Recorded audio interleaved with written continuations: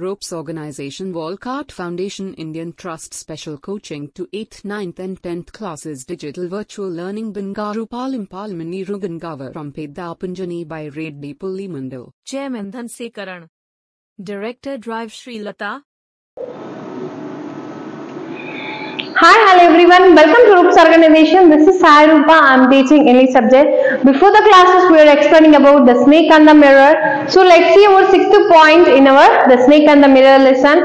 I got to a paste rope and down the room.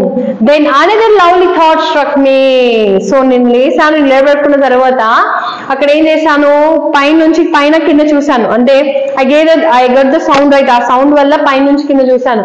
Then another lovely thought struck me. ఇంకొకసారి నా thought, నా mind లో ఒక thought వచ్చింది. ఏంటంటే I would marry, అంటే నేను పెళ్లి చేసుకోవచ్చు కదా అనే థాట్ కూడా నాకు వచ్చింది.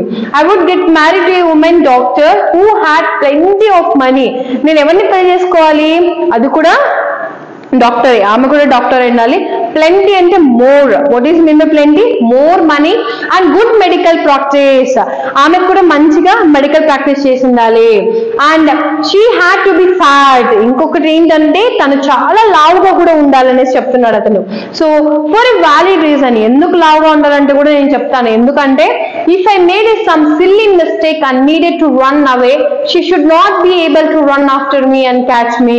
అతను చెప్తున్నాడు ఏమనేసి, if I done some silly mistake, if I done any type of the silly mistake, ఏదైనా తప్పు చేసినట్లయితే and needed to run away, అంటే ఆమె నన్ను పట్టుకోవడానికి ప్రయత్నించినప్పుడు she should not be able to run after me and catch me. ఆమె నా వెనకాల రాలేదు, నన్ను పట్టుకోలేదు.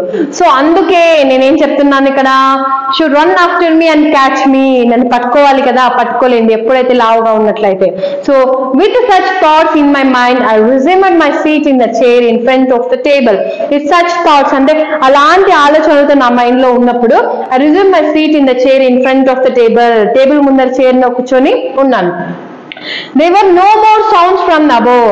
అప్పటి వరకు తర్వాత నాకు సౌండ్స్ అనేది పైన రానే లేదు. Suddenly there came a dull thud as in the rubber tube had fallen to the. Sudden గా ఉన్న పలంగా పైన నుంచి ధబ్బల్ అని అంటే సౌండ్ వస్తుంది కదా, ధడా అనేసి, అలాంటి సౌండ్ డబల్ అనేసి ఒకటి ఏదన్నా వస్తువు కింద పడిన తర్వాత third sound is dub. It's like A rubber tube అనుకున్నాడు అతను. పైన నుంచి ఏదో ఒక రబ్బర్ ట్యూబ్ లాగా ఏదో పైన నుంచి కింద పడుకున్నాడు ground. Surely nothing to worry about it.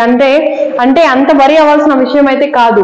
Even so I thought I would turn around and take a look. ఇంకొకటి అవుతాడు అయితే ఏమైతే కాదు, I would turn around and take a look. ఇలా టర్న్ అరౌండ్ అయ్యి ఇలా చూసాను. No sooner had I turned than a fat snake wriggled over the back of chair and landed on my shoulder.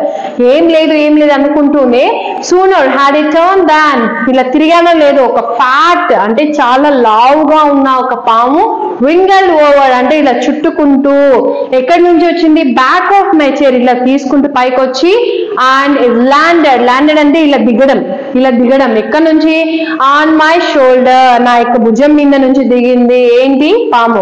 The snakes landing on me and my turning worse and shears. అసలు ఆ snake ఎలా land అవుతుంది, నేనేం చేయాలి, ఎలా తిరగాలి ఏమని అసలు నాకైతే అర్థమే కావడం లేదు అనేసి ఇక్కడ ఎవరు చెప్తున్నారు? Who is saying that? The doctor is saying like that. So ఇతను చెప్తున్నాడు, ఏమైనా చెప్తున్నాడు చూడండి, I didn't jump, I didn't jumble. అంటే నేను పరిగెత్తలేను, అలాగే గెంతలేను, కూర్చోలేను, మాట్లాడను కూడా లేను. I didn't cry out, నేను గట్టిగా ఏడ్చను కూడా ఏడవలేను. So there was no time to do any such things. అసలు నాకు టైం అనేది లేదు అలాంటి థింగ్స్ చేయడానికి కూడా. The snake slithered along my shoulder and collided around my left arm above the elbow. ఎప్పుడైతే ఆ స్నేక్ అనేది నా షోల్డర్ పైన అరౌండ్ మై లెఫ్ట్ హార్మ్ అంటే ఈ యొక్క లెఫ్ట్ హార్మ్ పైన నుంచి అలాగే ఎక్కడికి వచ్చింది, elbow. This is called as elbow దగ్గరకు వచ్చింది.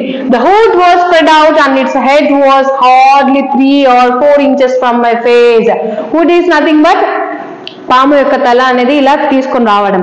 సో ఈ విధంగా హుడ్ అనేది స్ప్రెడ్ అవుట్ అంటే ఇలా పెద్దదిగా చేసుకొని నాకు నా మొహానికి ఎంత దగ్గరగా ఉంది 3 to 4 inches లో నా ఫేస్ దగ్గర ఏది ఉంది స్నేక్ అనేది ఉంది అనేసి ఇక్కడ అతను చెప్పడం అనేది జరిగింది. It would not be correct to say merely that I sat there holding my breath.